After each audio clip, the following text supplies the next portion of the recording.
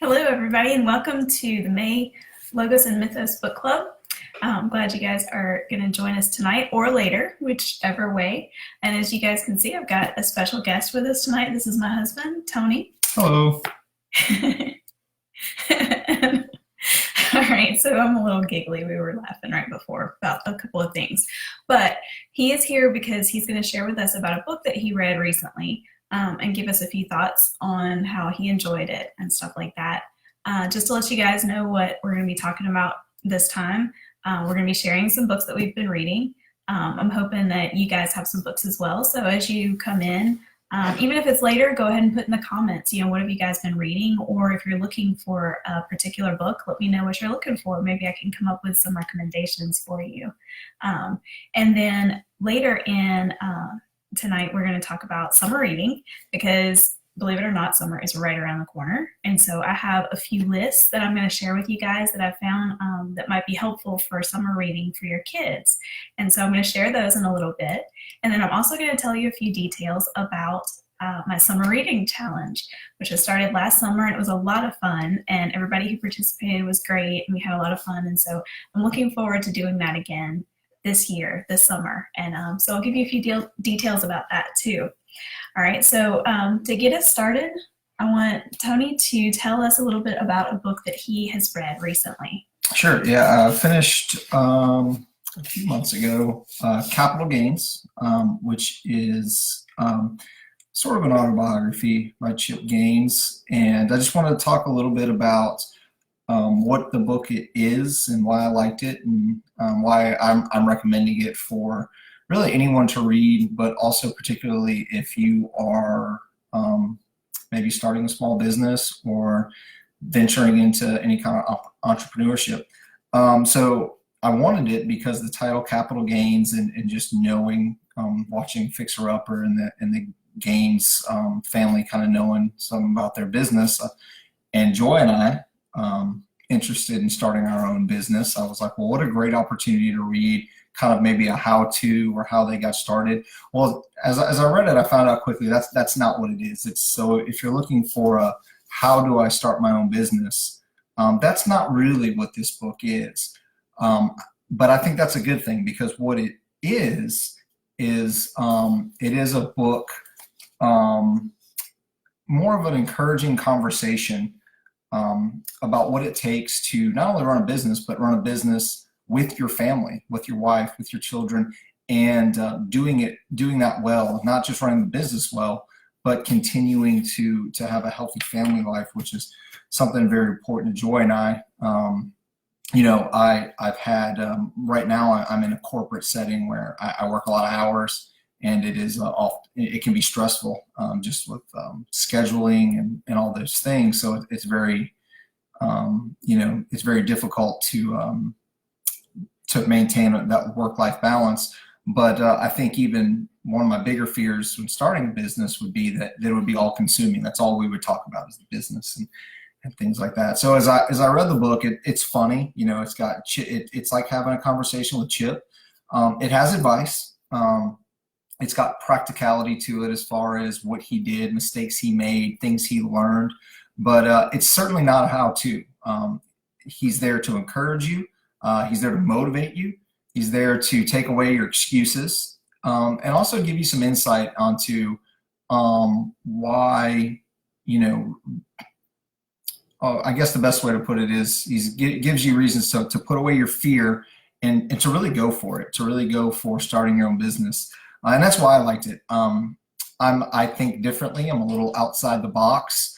And in the management setting that I'm currently in, I sometimes feel a little outside of the room, as far as personality type and the way I do things. But I found that my way is effective for me. And reading Chip's book, someone who is very different, and he approaches things differently than many, and it's been wildly successful. So it kind of gave me permission to not to be myself in a business setting, and just kind of learn some wisdom from him and his family about how many things they can handle before it becomes too much. So I recommend the book. Again, it's called Capital Gains. Again, if you're looking for a how-to, start my own business and that stuff, Chip may be able to point you to that in other avenues. I don't know, but this book, I think, is much more of the philosophical approach to it, and definitely a great place to start. Or if you're just looking for a good read, it's a good autobiography, and you'll laugh, and it'll give you some insight, and you'll be glad you read it. Well, thank you for sharing that. And I know our family loves the Gaines family. We love watching Fixer Upper, and we're excited about their new venture. I think that they are just about to launch a new network and all sorts of stuff. It's crazy, all the things that they've been doing. I had actually read The Magnolia Story, which is their book together. I read this, I guess, back in the fall, and it's really good too. It does talk a little bit about the business as well. And this book's interesting in that, of course, this is mainly Joanna talking, but there are a few parts where Chip jumps in, and so it's almost like you're listening to a conversation between the two of them. And Thank you, Megan. Thank you, Megan. Another really cool thing that I heard, now I haven't confirmed this, but I have heard that the audiobook of this is actually them reading their audiobook. And I'm not sure about Capital Gains. I haven't heard about that, but that would be really cool if that was actually Chip doing his audiobook. So a few other books that I've read recently. The first one is I was gifted an e-arc from Magnolia Press. Thank you so much, Magnolia Press, of Remaining Eileen by my dear friend Autumn Lindsay. And her book actually launches tomorrow. I am so excited for her. I know she is on cloud nine right now. This is her debut novel, and I can tell you that you really need to go pre-order it right now. Just go ahead and order it. It's a wonderful novel. It is out of my norm. I don't typically read paranormal. I don't read a ton of women's fiction, and this is a combination of the two, but it is a combination that really works. It's about Eileen, who deals with and struggles with all of the things that moms struggle with, but she has the added issue of surviving a plane crash to discover that she is now a vampire. So it's a little out of the norm, but I'm telling you guys, it's really good. Just trust me on this. Autumn has done an amazing job, and I really do like this book. And there will be a sequel, and I'm already pushing her to get that out because I want to read it. So I also just finished last week. Oh, there's glare. Okay. That's not helping. There we go. All right. Above the Waterfall by Ron Rash. And I had the opportunity with Megan to hear Ron Rash a few years ago, and he is an incredible author. This is the first book of his that I've actually gotten to read, and it is incredible. It will not be the last, he writes. This is Southern fiction set in the Appalachian Mountains. His character development is wonderful. His characters are all flawed. They all have major issues, but you will feel like you are in the mountains as you read this book. You will feel like and poet, that's right, he is a poet as well. You will feel like you're actually listening to and hearing the characters speak to you, which is kind of cool. So this was a really good book. And then I'm currently reading The Clearing by Tim Gotro, who happens to be one of my favorite authors, and I get a little starstruck every time I see him. I've been able to hear him 2 or 3 times now, and I see him frequently at some of the book festivals around here. And he is just a super sweet, very nice man. And I've read one of his collections of short stories, and this is his first novel that I'm actually reading. And I've just started it, so I haven't gotten very far yet, but I'm enjoying it so far. I know I really enjoyed his short stories, so I highly recommend him as well. So I've had a lot of really great books to read lately, which is a lot of fun. And so moving on from the books that we've been reading, I want to talk a little bit about summer reading. So, and I didn't tell him I was going to ask him this. Do you have any memories of summer reading? Well, not a few, I guess, when I was in school with accelerated reader and things like that. But and there's blog post that I wrote that's on your blog about how I didn't really grow up as a reader, so summer reading for me was probably limited to school requirements or Sports Illustrated. But and then a lot of my summer reading when I was in college and in seminary was books that professors assigned to us. So not a lot of just not a lot of memories there. But I will say that some of my fondest memories when we were on camping trips is like go sit on the beach or sit in the woods with like a Tom Clancy novel or something like that. Some great fun and relaxation. But so I have more memories that are, I guess, currently happening with reading than growing up. And so I mean, if anyone doesn't have a lot of great memories because they didn't grow up a reader, go to that blog post and hopefully you'll find that encouraging because it was later in life until I really started reading a lot. So That's true. And I know a lot of people kind of have bad memories, I think, of summer reading requirements from school. And so I think that's a shame. But our kids, we homeschool, and we kind of take a classical approach to homeschooling. And so we kind of encourage them to read a little bit more than maybe they would typically get. But we don't really have to push our kids too hard. They really love to read. you have to, yeah. We have to push them to stop reading at night and go to bed. So and direct their reading. Sometimes left to themselves, they'll read, things that aren't very challenging all the time, which is great, but you don't want to do it all the time. True. There's got to be a balance. Yeah, I think with kids, I mean, definitely encourage them to read things that are challenging, but also read things that they want to read and help them figure out what that balance is.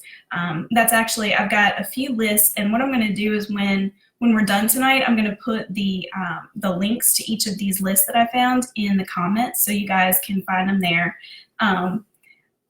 The Hobbit. Oh, you read The Hobbit. All right. So yes, that has got to be on most of the summer reading lists because The Hobbit is a wonderful book to start kids into really good fantasy.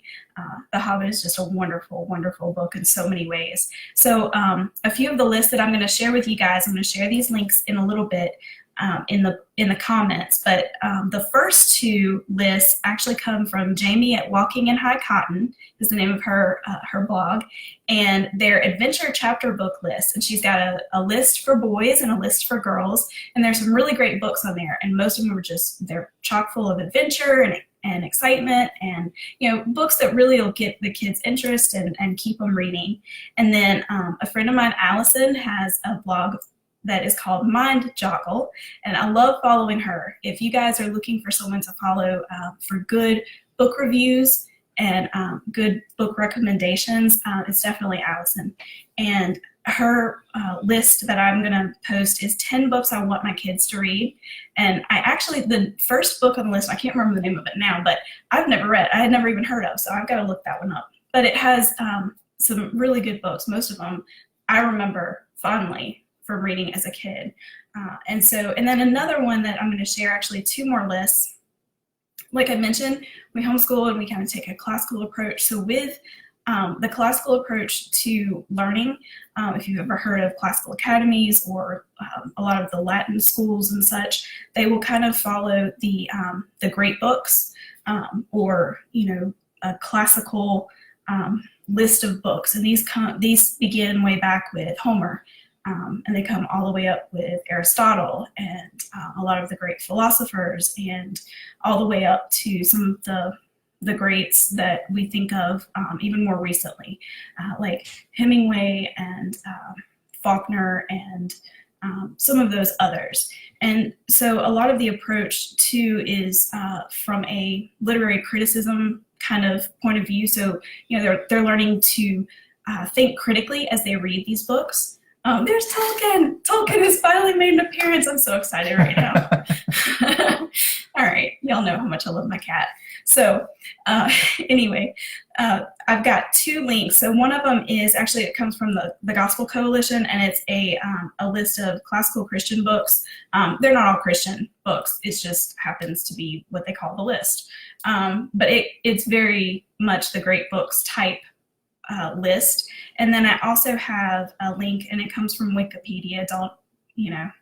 Don't hurt me too much, because I know that that's not academically correct. but it was the one place that I could find a really good list of all the actual great books. So you can kind of see what I mean by that. And so if you have older kids, especially like if your kids are going into high school and you want to kind of challenge them a little bit to think more as they're reading, to think about those kinds of things. I'm laughing at Tolkien. Anyway, this would be a really good list for you to encourage them to, pick a few. Of course, they don't have to read all of them, but, to pick a few. And then another encouragement I have is go to your library. Okay, so pretty much every library in the country, I think, has summer reading. We happen to have an absolutely amazing library system in our parish. They have summer reading challenges for all ages. I mean, we're talking from the itty bitty ones being read to all the way up through our junior high and high schoolers. And then they even have adult challenges, which is really cool that they include something for adults to help us get in on the fun too.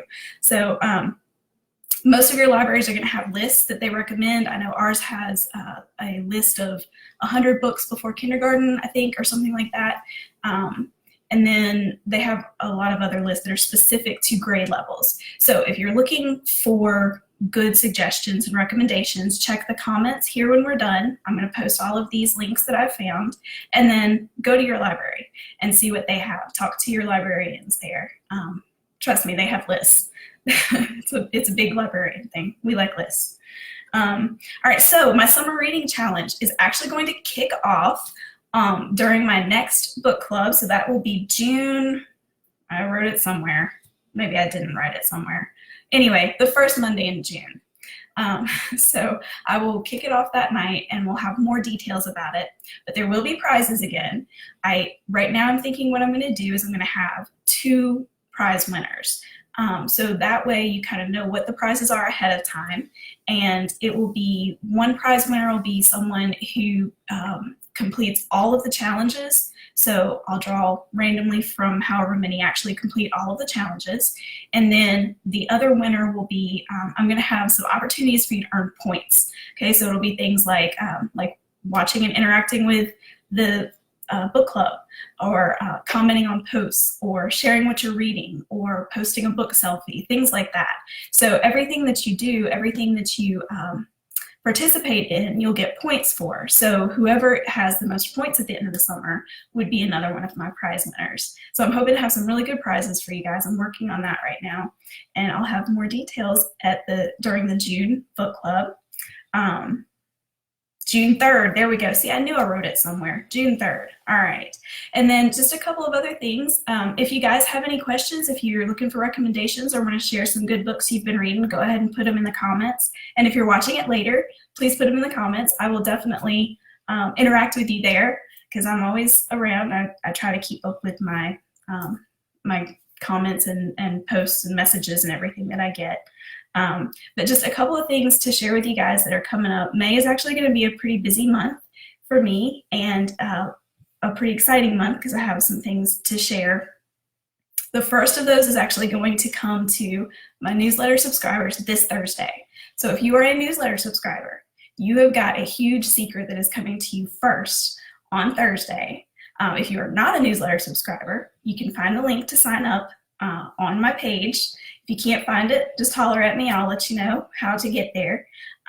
But this is a big secret that we have been, actually, my writing bestie, May Smith, and I have been working on a couple of really big projects together. And so this is the first of the 2 projects that we're going to reveal first on Thursday to my newsletter subscribers. And then across social media, you guys will all see it on next Tuesday. So I think that's the 14th. And then next Thursday, May 16th, is when I'm going to launch my website for my press, Logos and Mythos Press. So I know you guys have been listening to me jabber on and possibly complain a lot about the difficulties of starting a business, but I am going to be launching the website next Thursday, the 16th. So you guys can be looking out for that. And I will also have a giveaway starting that day. And that will be for my writing friends. I'm going to be doing a little giveaway to celebrate the fact that I'm relaunching my editing business, and I'm doing it in a totally different way. I am specifically working with other indie authors because I'm an indie author. I understand the challenges, and that's who I really want to work with because it's a lot of fun. So, and we need a little extra help. So that's the plan. So thank you, Tony, for joining me tonight and talking about capital gains. And I hope you guys, if you have any questions, just put them in the comments. And like I said, be sure to check back to the comments for all the links of the summer reading list that I mentioned. Thank you guys for joining us. Have a great night.